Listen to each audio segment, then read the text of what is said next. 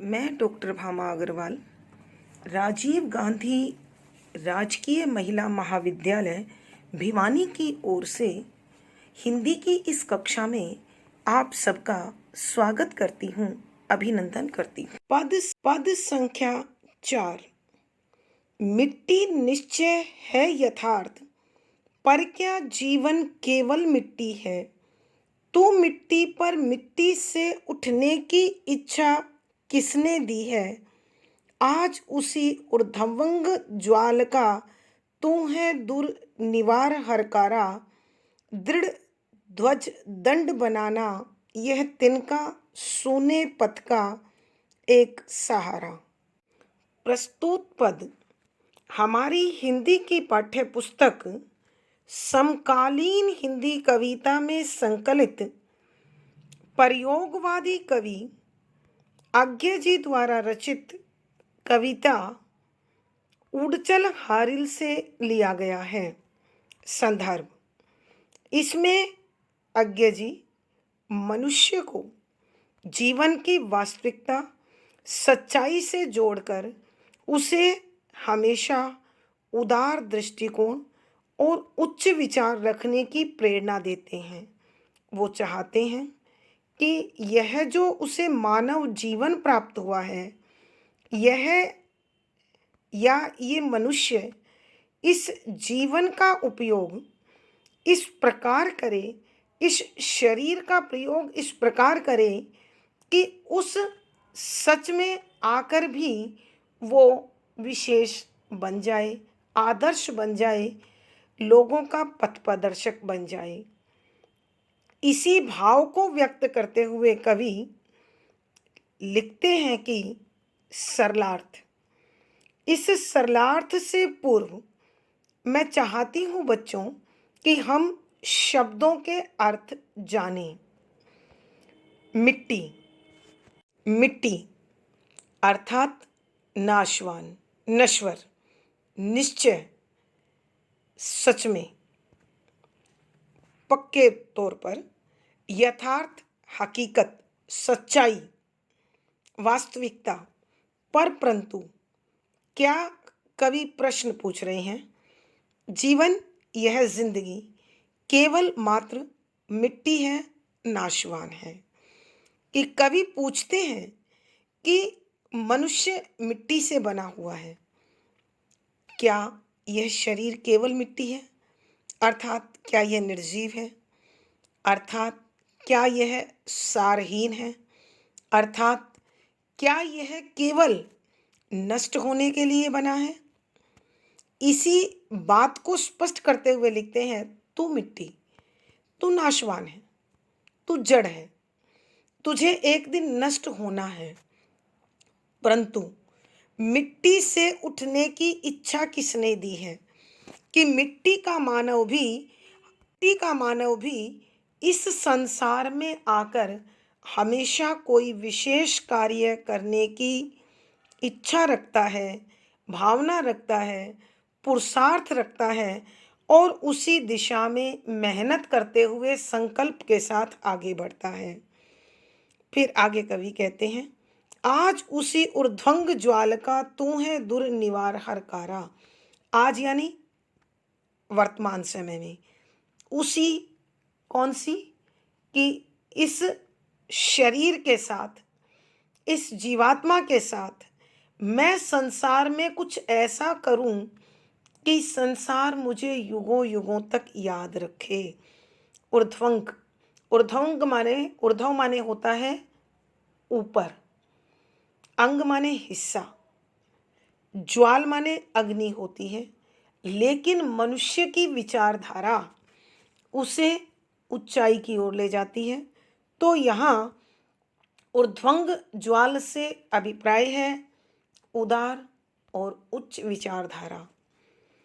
का तू हे मानव तुम, दुर्निवार अर्थात जिसे रोका न जा सके, कभी न रुकने वाला। हरकारा माने होता है संदेश देने वाला। दृढ़ मजबूत, ध्वज दंड, ध्वज झंडा, दंड माने वह डंडा या लकड़ी या लाठी जिसमें झंडा लगाया जाता है। बच्चों, आप बहुत अच्छे से परिचित हैं कि झंडा प्रतीक है हमारे गौरव का, हमारी सफलता का, हमारे सम्मान का। और इस सम्मान का साधन है मानव का शरीर। बनाना होगा। यह तिनका, ये सीमित साधन, सूने पथ का एक सहारा, कि जो तेरा मिट्टी से मिट्टी बनने तक का सफर है, जो इस नश्वर शरीर का नाश होने का सफर है, तुझे इस एकांत मार्ग में इसी तिनके को सहारा बनाना है और सफलता का इतिहास रचना है। एक बार फिर ध्यान से सुनिए बच्चों। कवि कहते हैं, हे मानव, तेरा शरीर मिट्टी से बना हुआ है। यह पूर्ण रूप से सच है, वास्तविकता है, सच्चाई है। परंतु क्या यह जिंदगी केवल मिट्टी बनने के लिए मिली है? नहीं। तू निश्चित रूप से मिट्टी से बना है और तेरा मिट्टी में मिलना भी तय है।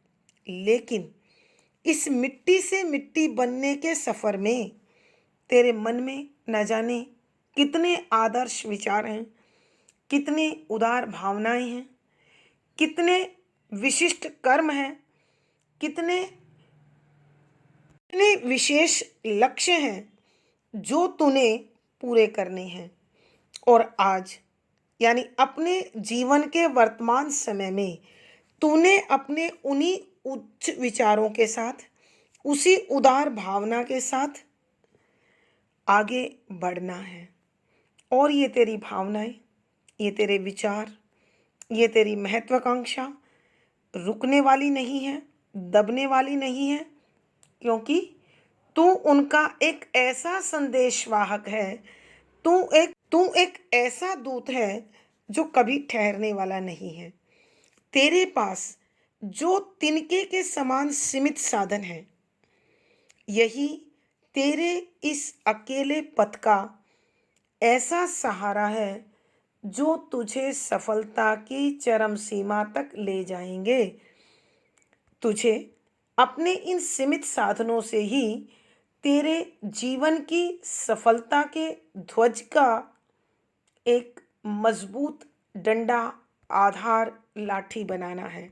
अर्थात कवि के कहने का भाव यह है कि हे मनुष्य, तू मिट्टी से बना हुआ है, मिट्टी में मिलना है, लेकिन इस मानव शरीर के रहते तुझे अपने उच्च विचारों के साथ, उदार भावना के साथ, कठोर मेहनत के साथ और दृढ़ संकल्प के साथ सफलता का वो इतिहास रचना है जो युगों युगों तक तुझे अमर बना देगा और तेरे आने वाली पीढ़ियों के लिए पथ प्रदर्शक बनकर उनका मार्गदर्शन करेगा, उनको सफल जीवन की राह दिखाएगा। कवि के कहने का भावार्थ यह है कि मनुष्य के उच्च विचार और उनकी भावनाएं ही उसके नाशवान शरीर को शाश्वत बना देते हैं, अमर बना देते हैं, पूजनीय बना देते हैं, श्रद्धेय बना देते हैं। विशेष कवि ने जीवन की वास्तविकता से परिचय कराते हुए हमेशा आगे बढ़ने की प्रेरणा दी है। शुद्ध साहित्यिक खड़ी बोली का प्रयोग है, वीर रस है, ओज गुण है। मुक्तक छंद होते हुए भी अंतिम वर्ण मिल रहे हैं, इसलिए तुकांत छंद है। गे शैली है, अभिधा शब्द शक्ति है। यहाँ अनुप्रास अलंकार है, संबोधन अलंकार है, प्रश्न अलंकार है, रूपक अलंकार है और पदमैत्री अलंकार है। यहाँ अनुप्रास, रूपक, पदमैत्री, प्रश्न, संबोधन आदि अलंकारों का सुंदर सटीक प्रयोग हुआ है। पद संख्या 5। मिट्टी से जो छीन लिया है वह तज देना धर्म नहीं है। जीवन साधन की अवहेलना कर्म वीर का कर्म नहीं है। तिनका पथ की धूल, स्वयं तू है अनंत की पावन धूली। किंतु आज तूने नभ पथ में क्षण भर में बद्ध अमरता छूली। उषा जाग उठी प्राची में, आवाहन यह नूतन दिन का। उड़ चल हारिल लिए हाथ में, एक अकेला पावन तिनका। प्रसंग पूर्ववत। संदर्भ। इस पद में कवि मनुष्य को अपने पास जो सीमित साधन है उनका पूर्ण प्रयोग करते हुए अपने कर्म में सदैव लगे रहने की कवि प्रेरणा देते हैं। कवि यहाँ बताना चाहते हैं कि जो मनुष्य अपने पास मिले हुए साधनों का सदुपयोग नहीं करता और कर्म से बचता है, वह इस संसार में निरर्थक ही जीवन नष्ट कर देता है। तो कवि जीवन की सकारात्मकता, जीवन की सार्थकता को बनाए रखने के लिए भावी पीढ़ी को समझाना चाहते हैं कि जो पर्याप्त साधन है उनका अधिकाधिक सदुपयोग करें, कर्म में लगा रहे, तभी जीवन को अमरता प्राप्त होती है, श्रेष्ठता प्राप्त होती है और जीवन पथ पर चलने के कारण जो सफलता प्राप्त होती है वह उसका यश, गौरव, प्रतिष्ठा को बढ़ाने का साधन होता है। इसी प्रेरणा को देते हुए कवि कहते हैं कि सरलार्थ। सर्वप्रथम शब्दों के अर्थ। मिट्टी मिट्टी, से जो भी छीन लिया, बलपूर्वक ग्रहण कर लिया, अर्थात साहस से ग्रहण कर लिया, वह उसको तज देना, छोड़ देना धर्म, मनुष्य का धर्म नहीं है।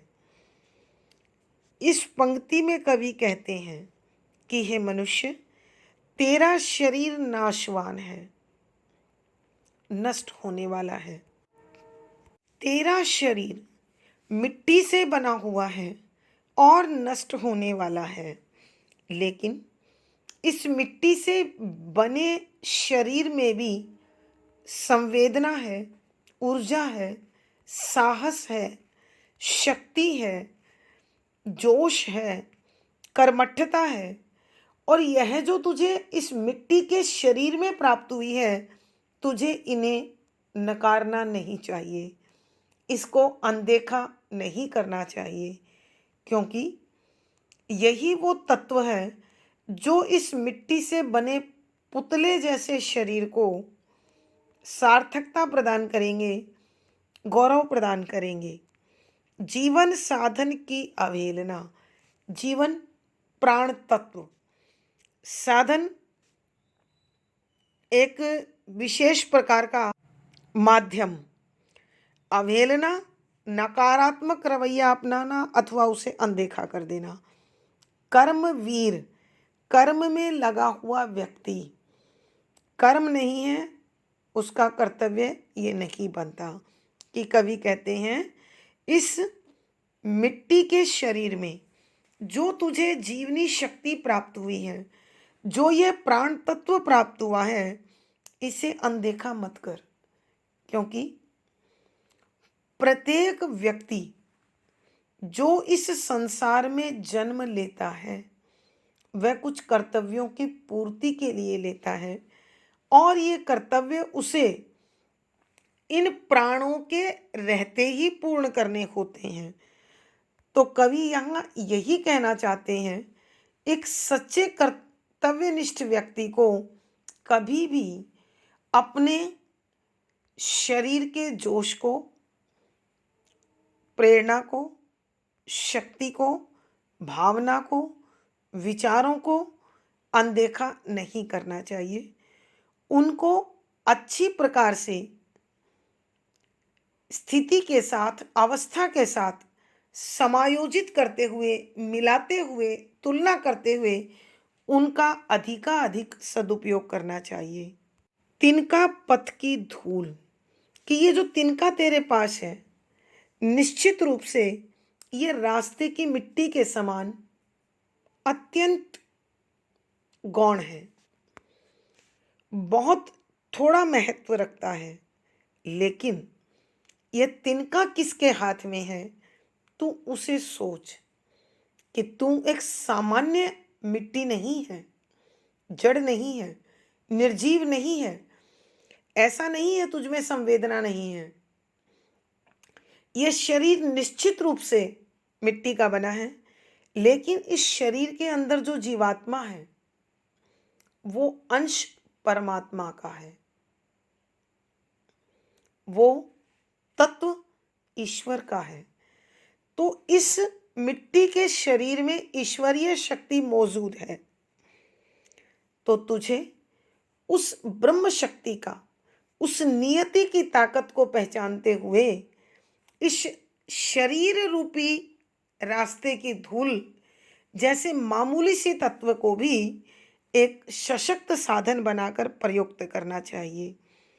किंतु आज तूने नभ पथ में क्षण भर में बद अमरता छूली, कि जब तू अपनी अंतर आत्मा की उस शक्ति को, उस आवाज को सुन लेगा, तो तू एक ही पल में आकाश जितनी ऊंचाई वाले, नभ माने आकाश, पथ माने रास्ता, क्षण भर माने एक ही क्षण में, बद माने बंधी हुई, अमरता माने शाश्वता, छूली माने प्राप्त कर ली।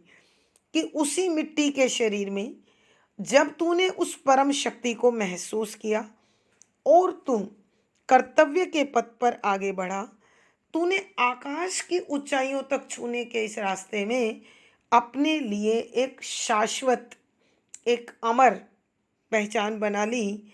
और यही अमर पहचान तेरे मानव जीवन की सार्थकता है, उद्देश्य है। उषा जाग उठी प्राची में, कि देख पूर्व दिशा में भी उषा उत्पन्न हो गई है, निकल आई है। और यह प्रभात, यह सवेरा तुझे एक नए दिन का आह्वान करता सा प्रतीत हो रहा है। अर्थात यह उगता हुआ सूरज तेरे जीवन में एक ऐसा नया दिन लेकर आया है जो तुझे कर्मठता की, कर्मशील होने की प्रेरणा देता है। यही तुझे इतिहास रचने का आह्वान करता है।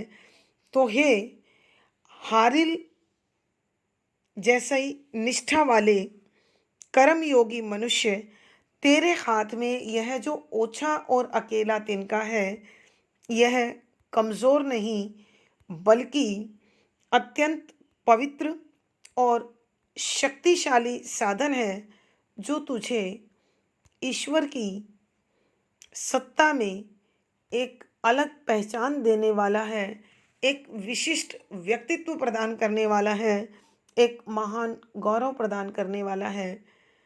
एक बार फिर बच्चों पूरे पद की व्याख्या कर रही हूँ।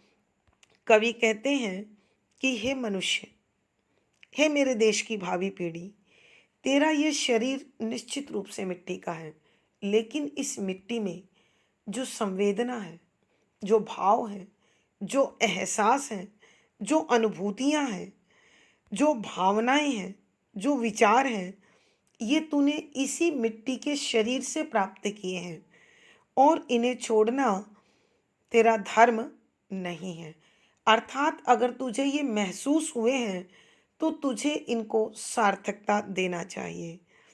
कवि कहते हैं कि इस मिट्टी के चोले में जो प्राण रूपी साधन मिले हैं, तुझे उसे अनदेखा नहीं करना चाहिए।